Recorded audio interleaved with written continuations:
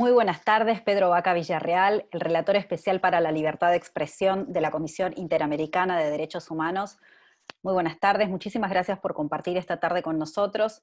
Vamos a estar conversando acerca de los desafíos que tenés por delante a partir de ahora de tu nuevo rol. Muchas gracias, muy buenas tardes, Vanina, no, encantado de vernos de nuevo y sí, un reto tremendo que apenas empieza. Bueno, vamos a hablar de eso, del que apenas empieza y además en el contexto en el que empieza. Pero bueno, quizás tiene que ver un poco la primera pregunta acerca de algo, entiendo que personal, pero también profesional. ¿Cuál fue la motivación, digamos, que te llevó a postularte a este rol?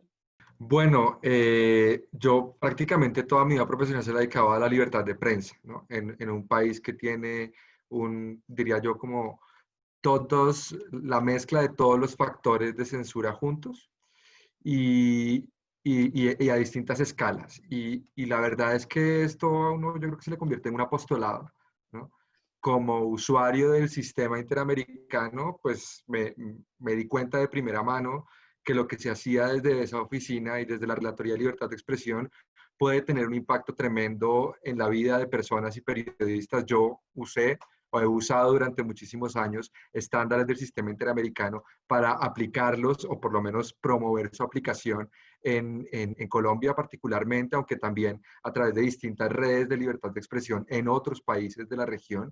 Y sin duda creo que también hay como una suerte de llamamiento en el momento, ¿no? Es decir, yo creo que después de casi 10 años de servicio a la libertad de prensa en Colombia ininterrumpidos, habiendo tenido el privilegio digamos, generoso por parte de la Fundación para la Libertad de Prensa de liderar la organización, convencido de que a pesar de las dificultades se logró contribuir de manera decidida y avanzar en ciertos sentidos en la agenda, por lo menos tener instituciones fuertes para atender los desafíos de aquí en adelante y yo creo que es una oficina clave. O sea, creo que es una oficina que si es proactiva y si trata de leer los temas y si facilita conversaciones y si está disponible para las personas que sufren censuras en el continente, puede tener una proyección transformadora, pero también si quien llegara ahí estuviese en una actitud pasiva,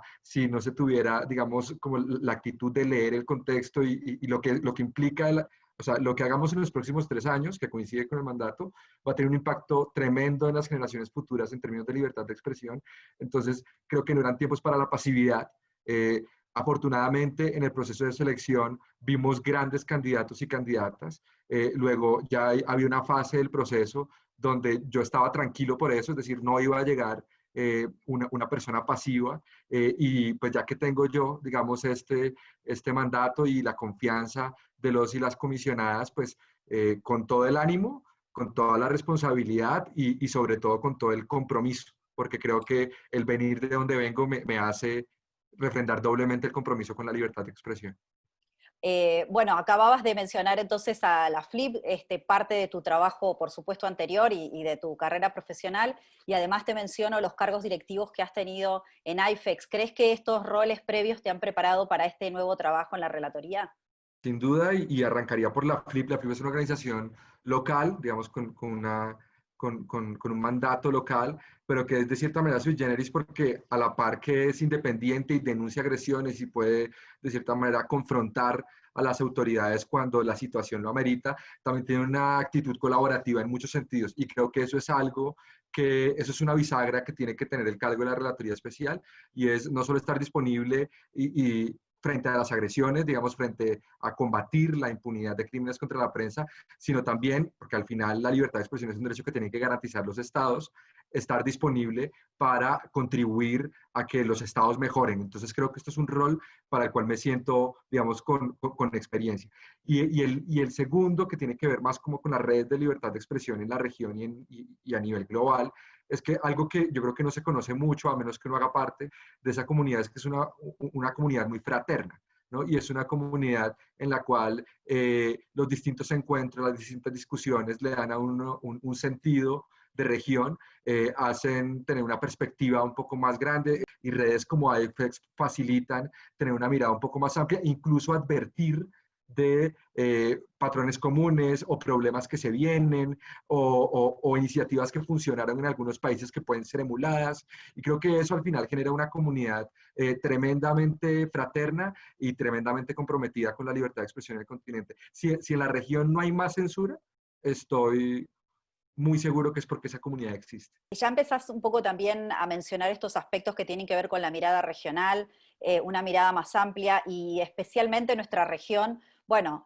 presenta enormes desafíos y enormes particularidades, ¿no? Si bien, por supuesto, estamos hablando de un hilo conductor que tiene que ver con la libertad de expresión, la misma región tiene, digamos, aspectos específicos que hay que tratar, que obviamente van desde la violencia extrema contra periodistas y activistas de la libertad de expresión, aspectos más de persecución si se quiere, legal o judicial, que, ¿no? que pueden solapar de alguna manera, o intentan solapar de alguna manera este acoso. Tenemos también aspectos de derechos digitales que atender, brechas digitales. Entonces, hay mucho trabajo y hay muchos aspectos. Contanos un poco cuál es tu agenda, cuáles son tus prioridades a partir de, digamos, de asumir este nuevo cargo. Lo primero es, llego a un lugar en el cual ha pasado, o por el cual ha pasado gente fantástica, ¿no? Y eso es bueno porque el relator saliente, la relatora y los relatores anteriores han hecho un progresivo fortalecimiento de la oficina. Hay estándares para muchos de los temas que has mencionado, Vanina: violencia contra periodistas, el acoso judicial, temas de pauta oficial, temas de derechos digitales. Creo que al menos, digamos, por lo menos en los temas de violencia e impunidad, que parecen ser aquellos en los cuales son parte central de la agenda, pero hay que decir francamente que se ha avanzado poco a nivel de revertir tendencias. Y esto es algo que también han planteado los anteriores relatores como una gran frustración. Tenemos y podemos recitar muchos estándares de libertad de expresión con relación a la prohibición de violencia, pero no podemos contar muchos ejemplos de países y estados que hayan superado fenómenos de violencia extrema, y creo que eso es sin duda un elemento central del mandato. Ahora, también hay estándares por desarrollar, ¿no? También hay estándares por desarrollar, y yo creo que estaría básicamente como en dos ángulos, porque además estos temas se cruzan, ¿sí? El Claro. primero tiene que ver con la exclusión. Somos una región profundamente excluyente, con población afro, con población LGBT, con las mujeres. Digamos, hay una serie de patrones culturales de discriminación, porque creo que hay que usar esa palabra, que también se cruzan con la libertad de expresión. Entonces, en la medida en la que hay discriminación, las voces discriminadas o los sectores sociales excluidos tienen más obstáculos para plantear sus opiniones, sus puntos de vista en el debate público, y creo que eso es algo que además el continente está gritándolo en las calles. Vamos a ir puntualizando en algunos de estos aspectos porque quizás son como los que, digamos, es interesante explorar algunas cuestiones específicas. Si mencionabas, por ejemplo, bueno, hablamos de grupos vulnerables, la comunidad LGTBI o la comunidad afro, que ahora, por ejemplo, sobre todo en el continente, digamos, en la zona norte de nuestro continente, en Estados Unidos específicamente, estamos visibilizando mayormente esta problemática, y no me quiero olvidar tampoco de las comunidades indígenas, las comunidades rurales también, que sobre todo en Centroamérica, también en lo que es Colombia y los países andinos, digamos, también está muy solapada su voz. ¿Podés contarnos específicamente qué estrategias crees que se pueden empezar a implementar, más allá de lo que ya se viene realizando, para acompañar a esas comunidades y dar visibilidad y acompañar a disminuir la violencia, no solamente en el marco de protestas obviamente tradicionales, que en el marco en este momento de la pandemia quizás no se pueden realizar, pero sí en lo que es comunidades digitales? Yo creo que hay como tres líneas en paralelo. Ojalá, y digamos, este es un punto difícil para comprometerse públicamente, porque todo esto depende de que la oficina tenga capacidad para implementar estas ideas. Entonces me gustaría que se leyera desde ahí, ¿no? Ojalá podamos hacerlo, porque también hay un trabajo de mover la oficina. Pero yo diría que son tres líneas de trabajo en paralelo, ¿sí? La primera, yo creo que hay que asegurar, en la medida de lo posible, que los estados reconozcan unos fenómenos de discriminación. Y esto es importante porque hay sectores y, digamos, liderazgos públicos que niegan algunas de estas discriminaciones. Entonces creo que el hecho de, no es solo de que exista el estándar y se reconozca el estándar y los estados lo firmen, sino que las autoridades reconozcan que dentro de sus estados hay fenómenos de discriminación. Y esto creo que, o sea, parece ser simple voluntad política, pero creo que hay varios países en los cuales puede ser especialmente sensible o puede obviarse el reconocimiento de que Sí, existe en un algunos fenómeno de casos hasta discriminación. por una mirada cultural, social, naturalizando algunos de estos aspectos. También, no quiero olvidarme de mencionar también la violencia contra las mujeres, ¿no? Naturalizando quizás el acoso en redes sociales o el hostigamiento en redes sociales como algo naturalizado, ¿no? O abordándolo como algo tan complejo que paraliza, ¿no? Que también pasa, ¿no? Pero lo que quiero decir es como hay unos liderazgos públicos, unas autoridades, unos representantes de los estados que creo que están llamados a reconocer, si los tienen, que yo diría que todos los tienen, fenómenos de discriminación, exclusión frente a distintos grupos poblacionales que tú los has descrito muy bien. ¿Sí? Lo segundo es creo que hay una suerte de status quo, ¿sí? Hay actores ya establecidos, hay voces que ya suenan, ¿no? Creo que el ejemplo más claro puede ser los medios de comunicación tradicionales. Ellos ya están, ya tienen voz. ¿Sí? Creo que en estos espacios hay que promover una suerte de sensibilización frente a esas discriminaciones, ¿no? Es importante que las salas de redacción se sepa los estándares con respecto a pueblos indígenas, que no se, en la medida de lo posible, se implementen prácticas autorregulatorias para que no sean esas voces potentes las que acentúen Claro. discriminación contra personas afro. Es decir, pero con este mensaje lo que quiero decir es, ya hay unas voces que suenan, que no son excluidas y que pueden ser parte de la lucha contra la discriminación y la exclusión. ¿Sí? Y un tercer punto es la agencia propia, o por lo menos así lo he venido planteando. No podemos, por ejemplo, hablemos de violencia sexual contra mujeres periodistas. Eso es algo que bien puede cubrir una sala de redacción conformada solo por hombres. Y es probable que hagan un muy buen reportaje. Pero creo que hay un punto de sensibilidad, hay un punto de identidad que es muy fácil que se le escape.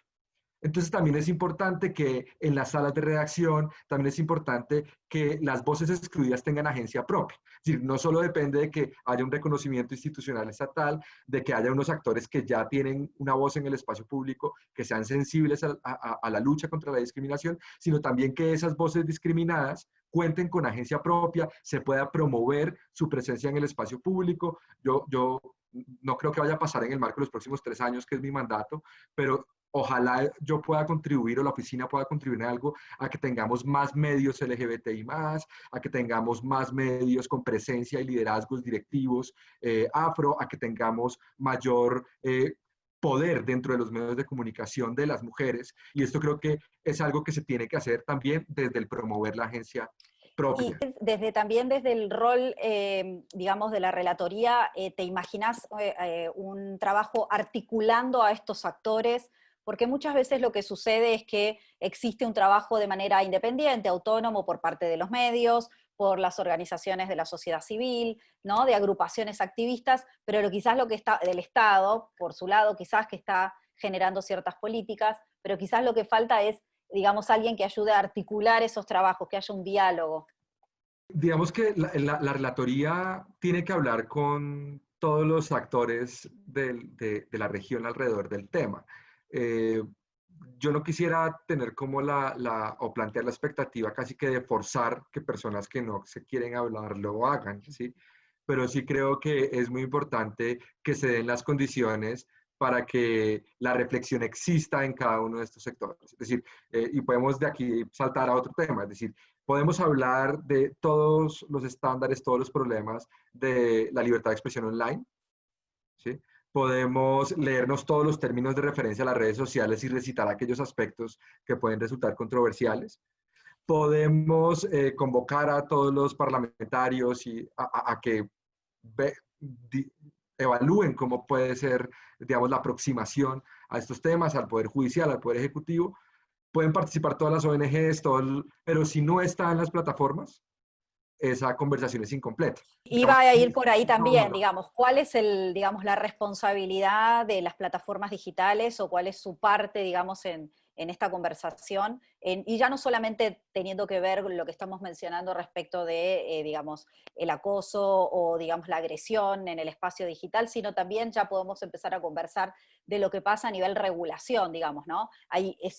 Hoy pareciera que el espacio digital es como un coliseo romano, en donde, bueno, estamos todos interactuamos, y empieza, digamos, a notarse digamos, esta lucha, ¿no? O esta puja entre regulación o reclamo de regulación, pero por supuesto que esto choca con el derecho de libertad de expresión.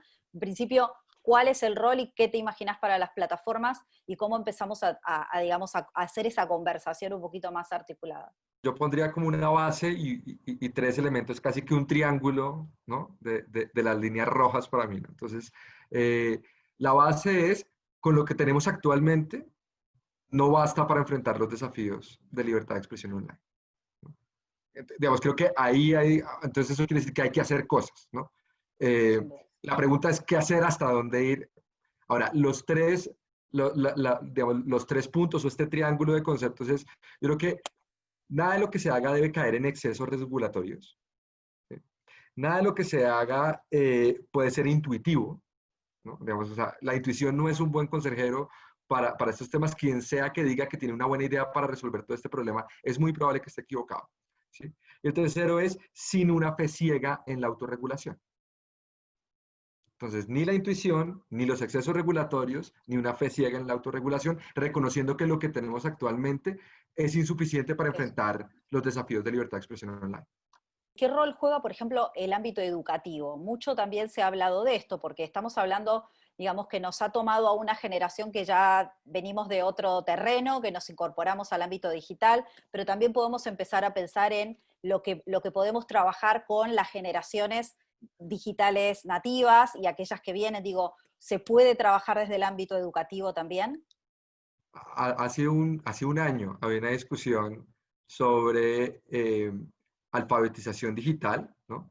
Y, y parecía que las iniciativas que se estaban gestando alrededor de alfabetización digital requerían de espacios presenciales, ¿no? Requerían juntar personas, digamos, todos los proyectos que yo alcancé a ver de alfabetización digital en varios lugares, convocaban personas.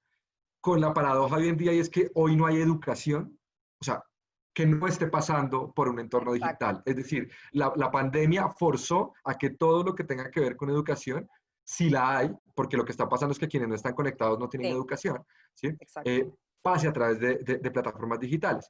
Y ahí yo coincido plenamente en que hay que avanzar en desarrollar habilidades para el consumo de contenidos en línea, ¿no? Y esto creo que es un tema muy delicado, pero también es un tema muy importante, y creo que no se puede esquivar en este momento de la región, ¿no? Es decir, están sucediendo varias cosas en simultáneo. Entonces, los medios de comunicación a quienes, por lo menos de manera teórica, les hemos encomendado que proporcionen información de interés público, veraz, contrastada, ¿no? Como información relevante, cada vez tienen menos capacidad. Y entonces eso implica que cada vez tienen menos posibilidad de brindar contenidos con esos estándares de calidad. Y esto pasa al mismo tiempo que la ciudadanía y la gente que está conectada consume como nunca contenidos online. Luego, si contenidos democráticamente relevantes, y entonces esto se junta también con la crisis económica de los medios de comunicación, ¿no? Si cada vez es más difícil producir un contenido valioso o democráticamente relevante, o por lo menos que cumpla estándares periodísticos, ¿sí? Se está consumiendo otra cosa, ¿sí?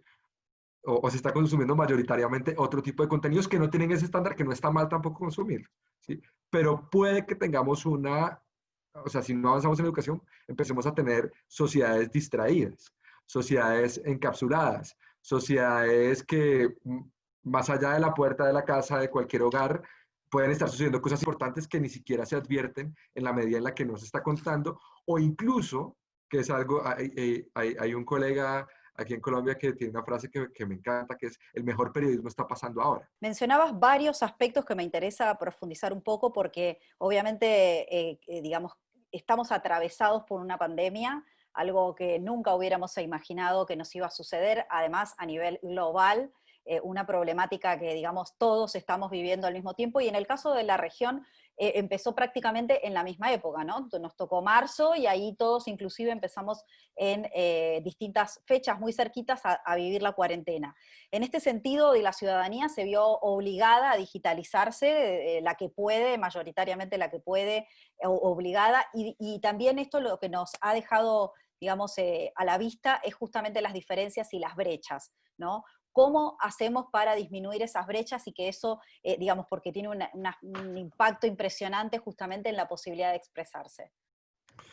Bueno, yo creo que todos los países de la región tienen dos características. La primera es que las distancias, no solo en conectividad, entre lo urbano y lo rural son dramáticas. O sea, en servicios públicos, en provisión de derecho a la salud, de educación, calidad, de infraestructura. Es decir, creo que salvo algunos países ya muy grandes y potencias económicas, la gran mayoría de países tienen un retraso tremendo en proveer eh, y en dar acceso a distintos servicios, entre ellos la conectividad. Y también creo que todos los países tenían un plan, ¿no? Tenían un plan a 2030 o a 2025, en el cual progresivamente tenían el propósito de la conectividad. Yo creo que esos planes se tienen que acelerar. O sea, creo que debería, o sea, o un indica, y eso que sí creo que es algo que en el curso de mi mandato como relator se debe poder advertir, ¿no? Es decir, si hoy cualquiera de los países de la región dice yo tengo una brecha digital de tanto por ciento, eso es algo que se debe ver disminuido considerablemente en los próximos 3 años. Más allá de si existían planes a mediano y largo plazo, y por qué, precisamente por lo que planteas. Hoy, buena parte, diría yo, de la ciudadanía y del ser ciudadano, ¿sí? Cuando uno tiene a mucha gente confinada o con restricciones a una movilidad amplia, pasan por la conectividad. Y me atrevería a decir que si hay ausencia, digamos, si hay brecha digital deliberada, ¿no? Hay una suerte de negación de derechos civiles hoy en día, ¿no? Entonces, Claro, creo que ese es el un no punto neurálgico. invertir y el no apostar a eso de manera proactiva y planificada digamos, constante, ya está haciendo, digamos, una cercenación de la libertad en ese sentido de expresión. Hoy mencionábamos también algún otro aspecto, digamos, por arriba, pero me gustaría un poquito profundizar respecto de, bueno, obviamente cada vez más personas están en el espacio digital y se está notando un incremento del monitoreo o el ciberpatrullaje por parte de los estados en las redes sociales. ¿Crees que, digamos, los estándares, digamos, que tenemos en este momento están preparados para este desafío? ¿Crees que hay que ajustar ahí algunas clavijas? De alguna manera, teniendo en cuenta que tenemos más restricciones para estar en las calles, justamente el espacio digital es propenso, ¿no?, a poder manifestarnos mayormente, y seguramente quizás el trabajo de parte de monitoreo se está profundizando, ¿no?, en este momento. Bueno, yo creo que en los entornos digitales y en los entornos análogos hay determinados actores que tienen, eh, diría yo, una suerte de desigualdad de poder y de información con respecto a otros, ¿no? Y esto se acentúa en el ecosistema digital, ¿no? La capacidad o la información de la cual dispone una empresa que enchufa Internet, ¿no?, que conecta Internet, es completamente distinta al volumen de información que tiene el que está conectado a Internet. Y ahí, digamos, hay una escala y podemos poner cuántas capas como actores, y hay una especie de golosina en el entorno digital actual, y son los datos de los usuarios. Es decir, es una suerte de santo grial permanente que está en todos lados, que se produce todo el tiempo, que la gran mayoría de veces se entrega sin pleno conocimiento de lo que esto implica. Y creo que allí es donde esa intersección entre balancear ese poder, ¿no?, que no quiere decir que se deje de tener, creo difícil que se Claro. deje de tener, ¿sí?, pero creo que es un poder que tiene que ser más escrutable, creo que tiene que ser un poder que rinda más, que rinda cuentas, tiene que ser un poder que además sea transparente para que sus usuarios, para que los distintos ciudadanos que aportan a esa economía de datos, por lo menos sepan que lo están haciendo, ¿no? Y por aquí derecho, entonces, digamos, Eso tiene impactos económicos, eso tiene impactos políticos, porque quien maneja más información a más datos y mayores volúmenes, ¿no? Aquí en el entorno digital la palabra clave es escala, ¿no? Es decir, Ujú. también quien utilice ese poder con fines de, no sé, de alteración de la libertad de un elector, quien utilice ese poder con fines de engañar para favorecer una corporación, una empresa privada, es decir, también tiene muchísimos riesgos, ¿no? Y creo que en el marco de los próximos 3 años, que es, digamos, el mandato que a mí me fue conferido, con que se pueda tener o aumentar la conciencia de que eso está sucediendo, yo me daría por bien servido. Porque creo que hay conversaciones muy interesantes en los entornos digitales, pero que siguen siendo parte de capas de la sociedad que manejan un nivel de información sofisticada, cuando todas esas conversaciones terminan siendo aterrizadas en ciudadanos que con un dispositivo celular pueden estar alimentando esa golosina. Claro. Claro. Bueno, un poco creo que de lo que respondés también da pie para mencionar el derecho de acceso a la información, ¿no? Nuestra región viene trabajando hace muchos años, especialmente con sus legislaciones, solo pocos países no tienen esa ley. Digamos, ese es un elemento de importancia para que la ciudadanía, no solamente el periodismo profesional, que es quien muchas veces utiliza esta herramienta, la ciudadanía empoderarla para que utilicen este tipo de herramientas y avancen en la búsqueda de información, por ejemplo, en este caso, reclamo de datos, de cuáles son sus datos, ¿no? No solamente de saber, digamos, aspectos y cuestiones de cómo el Estado es administrado, pero sino también cómo se administran sus propios datos, ¿no? Que están dejando en el ecosistema digital. Bueno, si hay un momento para hablar de acceso a la información es este. Es decir, y ahí y se está cumpliendo una máxima y es imprescindible que se tengan marcos legales para acceder a la información pública, pero estos marcos legales por sí solos son insuficientes. Eh, ¿Qué pasa? Hoy tenemos en varios países de la región o están vigentes o se decretaron estados de emergencia o, digamos, estados excepcionales que naturalmente le dan facultades extraordinarias a los poderes ejecutivos que tienen capacidad para hacer compras, tomar decisiones de una Sí, forma más ágil. Todo esto, creo yo, muy justificado en el marco de la pandemia, pero si eso no va acompañado de la transparencia, si eso no va acompañado del acceso a la información, si eso no va acompañado de poner esas acciones urgentes de cara al público, ¿sí? Creo que hay unos riesgos enormes de corrupción. ¿Sí? Entonces, creo que, y aquí entonces también los periodistas necesitan acceder a información pública para poder informar de manera adecuada y, digamos, cumpliendo estándares de calidad periodística. Y siento que hoy en día sigue estando vigente una suerte de cultura del secreto, ¿no? sí, claro. Eh, y esa cultura del secreto hay que seguir trabajando en ella, contra ella, hay que derrotarla, porque entre más, o sea, hoy en día la capacidad eh, de archivar información, de sistematizar información, es mucho más alta. Luego, Sí, cada vez en mayor y ningún la tecnología ha momento, reducido esa problemática, ¿no?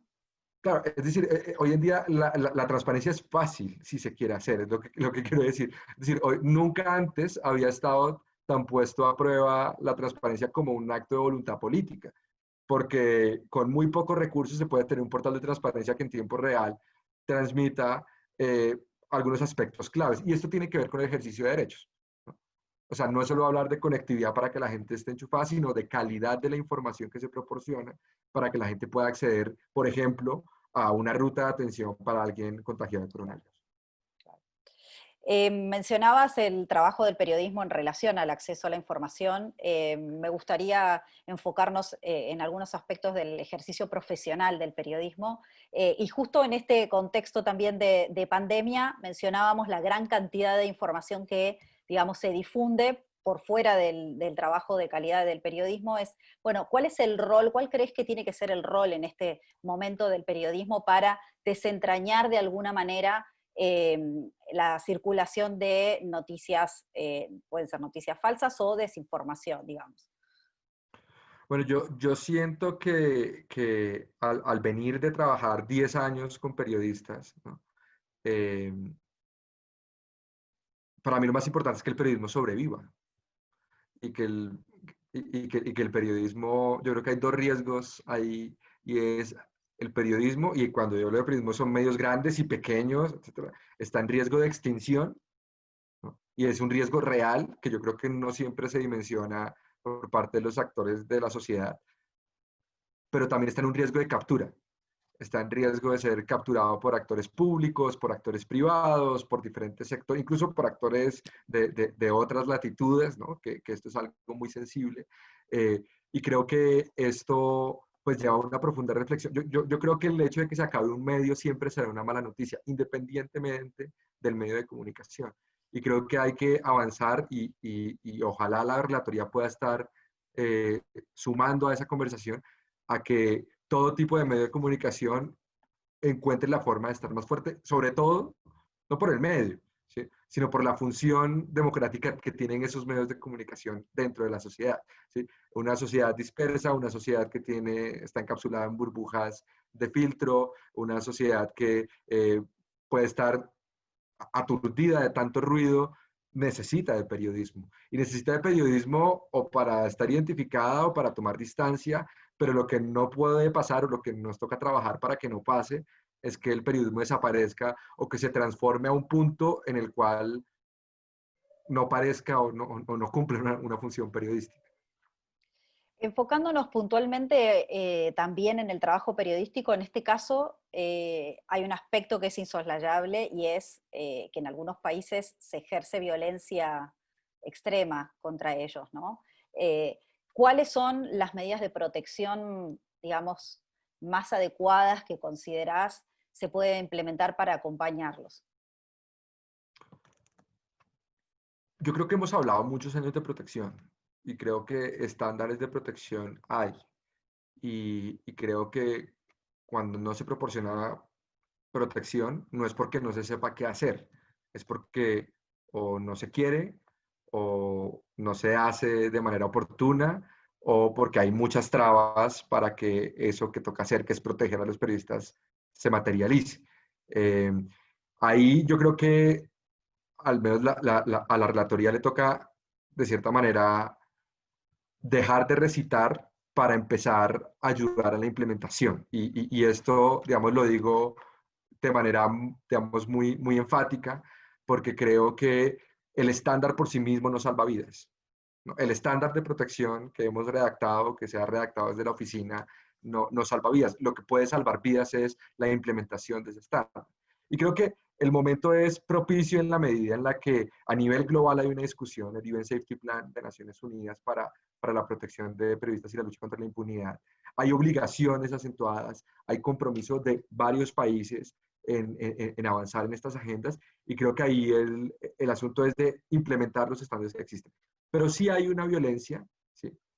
Que me parece que está creciendo y que me parece es intolerable en cualquier sociedad democrática. Y ya no me refiero a la violencia de los grupos armados organizados o de las bandas o de las mafias, digamos, que esa hay que enfrentarla, ¿no? Digamos, con los organismos de seguridad del Estado y protegiendo a los periodistas. Hay una violencia de cierta manera un poco más simbólica, que es el discurso estigmatizante por parte de liderazgos públicos. Entonces hay líderes públicos, diría en todos los países de la región, que no sienten, no se sonrojan en absoluto cuando hacen discursos denigrantes contra la prensa. En muchos casos ni siquiera es que estén amenazando al periodista, pero están invitando a todos sus Ya seguidores. desacreditarlo, digamos, ya eso acompaña, digamos, a toda su comunidad a hacer lo mismo, ¿no? Es casi que fabricar, ¿sí?, una atmósfera adversa a la libertad de expresión de los periodistas, Sí, una desde una posición autocensura. pública, desde una No, posición de responsabilidad. y genera mucha autocensura por parte de los periodistas también, ¿no? No, y las consecuencias son tremendas. O sea, la primera consecuencia es que los seguidores de ese líder político se van a ver alentados, casi que van a sentir que tienen el permiso de agredir a los periodistas, ¿sí? Pero también los periodistas van a tener o tienen la reflexión en la cual plantean, bueno, si la consecuencia de criticar a este líder político es esta, a lo mejor no vuelvo a hablar de esta persona. Y ahí es donde pasa lo que tú planteas, la autocensura. Es decir, la Claro. autocensura es el fracaso último, digamos, el fracaso, la mayor victoria de quienes quieren censurar. ¿Sí? Porque ya ni siquiera tienen que hacer nada, porque generaron las condiciones para que la decisión sea tomada por quien se quiere expresar libremente, pero no siente confianza para hacerlo. Y eso, digamos, se ve exacerbado por las redes sociales. Al final, las redes sociales eh, tienen unas métricas, digamos, hasta cierto punto no explicadas, pero que para las personas son importantes. Entonces, cuando un periodista hace una nota y tiene muy buena receptividad, es un gran día para ese periodista. No se va a dormir satisfecho, ¿sí? Pero cuando esas mismas métricas son en contra o se utilizan para ejercer violencia contra mujeres periodistas o se utilizan para atacar, amenazar, intimidar, pues ese día a lo mejor no duerme, ¿sí? Y a lo mejor al día siguiente empieza a tener la reflexión de si quiere seguir haciendo periodismo o si lo sigue haciendo con respecto a determinados temas. Entonces, es un asunto muy, muy sensible. Esto lo hablábamos un poco hoy respecto de, bueno, cuáles son realmente las medidas que se pueden tomar, porque lo que suele ocurrir es que la legislación tradicional no acompaña, digamos, esos procesos, ¿no? Cuando uno quiere hacer una denuncia porque se siente absolutamente acosado, intimidado, en algunas veces inclusive amenazado a través de las plataformas sociales, la legislación vigente tradicional en los distintos países no acompaña en ese proceso de manera rápida, digamos, o de una búsqueda rápida. Ahí, digamos, hay una especie de vacío en el que, en el caso no solamente de los periodistas, sino también de los activistas de libertad de expresión, no encuentran, digamos, un acompañamiento. No estoy seguro yo que haya un vacío, ¿no? Creo que es un tema más asociado a los tiempos, ¿no?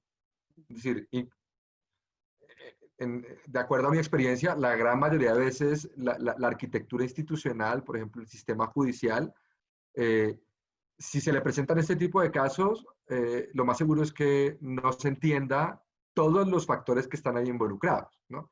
Entonces ahí la cuestión o el desafío no es tanto frente al mecanismo, sino frente a qué tan preparado está el mecanismo El judicial mecanismo. para analizar una situación que es mucho más compleja que analizar una ley y una situación. Sin duda. ¿Sí? Y en un segundo plano es, claro, cualquier sistema judicial necesita de unas reglas de debido proceso, ¿sí? Que son casi que antinatura si uno lo contrasta con las dinámicas digitales, ¿no? Entonces, ahí hay también como un factor de ansiedad, ¿no? Hay ansiedad por participar, hay ansiedad eh, eh, digamos, por tener relevancia en el espacio público, pero también hay ansiedad porque si pasa algo adverso, suceda algo pronto, ojalá ya, que resuelva. Es decir, aquí hay un componente de, de la estabilidad emocional de todos los usuarios de las redes sociales, ¿no? Del impacto tanto positivo como negativo a niveles exagerados. Y volvemos a otro punto que hablamos acá y es la alfabetización digital.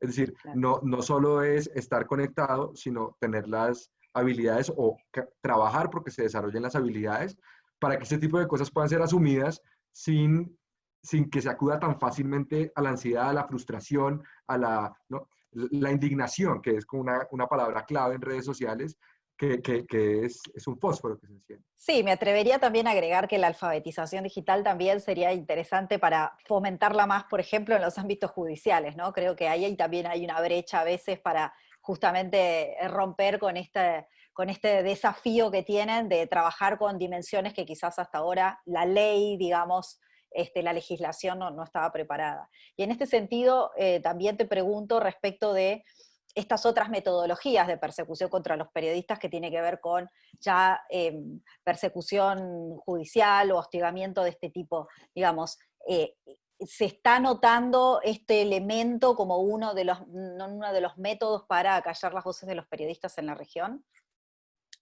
Sí, sí, y no de ahora, digamos, sino de hace bastante tiempo, digamos, la relatoría, la segunda mitad de los años 2000 estuvo, de la primera década estuvo muy concentrada en estos temas. Hubo casos en la Corte Interamericana. Creo que hay estándares suficientes para la aplicación digamos, para aplicarlos en el marco de esta persecución judicial, en algunos casos, al ejercicio de la libertad de expresión. Pero yo creo que parte de los síntomas de una enfermedad de censura que toca empezar a evaluar y a monitorear desde la oficina es que hay muchos estándares que están ahí, pero que son despreciados deliberadamente. Eh, o que aún si se invoca en el marco de estos procesos, se desconocen sin que haya un mejor argumento en contrario. Es decir, yo creo que la libertad de expresión y los propios estándares tienen que estar también sometidos al debate público, pero pareciera que transitamos tiempos en los cuales nos perturba mucho que los demás se expresen. O hay sectores a los cuales les perturba mucho que otro pueda atreverse a decir algo que él nunca diría, ¿no? Y cuando tal vez lo que nos proporciona Internet por primera vez en la historia de la humanidad es que la libertad de expresión sea un derecho más universal que antes, ¿no? Entonces, a mí me resulta de cierta manera paradójico que los tratados internacionales de derechos humanos tengan tantos años, ¿no? Pero que en el momento en el que empieza a universalizarse una expresión, resulte aturdidor para personas que ya se expresaban, ¿no? Es como un tema es un derecho que nos toca coejercer, ¿sí? Y es un derecho que tenemos que coexistir con él, es decir, hay que coexistir con la libertad de expresión de los demás, y creo que cuando el acoso judicial a lo que responde en últimas es a la incapacidad de dar el debate público. Es decir, yo creo que judicializar el debate público es una, digamos, están los mecanismos para que se haga, pero creo que es perder la oportunidad de dar el debate público. Me mencionabas recién el concepto libertad de expresión y me das pie para una de las últimas dos preguntas que te hago y que tiene que ver con, bueno, es un concepto que claramente en los últimos años y nuevamente respecto del espacio digital es tomado, es aprovechado por los grupos de odio también, ¿no? Como para utilizarlo como bandera para, bueno, diga lo que diga, esto es libertad de expresión y también tengo el derecho. Entonces, ¿cuáles son, crees que existen límites que hay que proponer cuando cuando este derecho es ejercido por alguien o por un grupo violento? En este sentido, ¿cómo contrasta con la posible regulación o con el derecho supremo de la libertad de expresión, ¿no? Digamos, el propio concepto está de alguna manera hoy, digamos, vapuleado porque lo toman, obviamente, toda la sociedad, inclusive los grupos violentos. Decir que se tiene legitimidad para discriminar es tan absurdo como decir que se tiene legitimidad para censurar. Es decir, de la misma forma en que la Relatoría de Libertad de Expresión no puede estar de acuerdo con la censura, porque sería algo contrario a su mandato, tampoco puede estar de acuerdo con la vulneración deliberada de cualquier otro derecho, ¿no? O que con la bandera de la libertad de expresión se quiera en realidad tramitar o legalizar una discriminación. Es decir, los derechos humanos y ahí, digamos, la oficina que yo en este momento lidero, hace parte de un organismo que es la Comisión Interamericana de Derechos Humanos, que tiene que velar y promover por un decálogo de derechos humanos donde el derecho a la igualdad existe, ¿sí? Y donde la discriminación no cabe, ¿no? Entonces, estos derechos tienen que armonizarse, ¿no? No es poner un derecho por encima del otro para justificar la vulneración de ese otro derecho. Entonces, yo creo que ahí, sin duda, hay debates interesantes, debates muy intensos, es decir, yo no quiero con esto que estoy diciendo, digamos, plantear que está todo muy claro, creo que ahí es una reafirmación de que no será esta relatoría la que digamos, sobre la cual se base la justificación para una acción discriminatoria, ¿no? Esta pretende ser una relatoría que avance en la armonización de derechos, porque además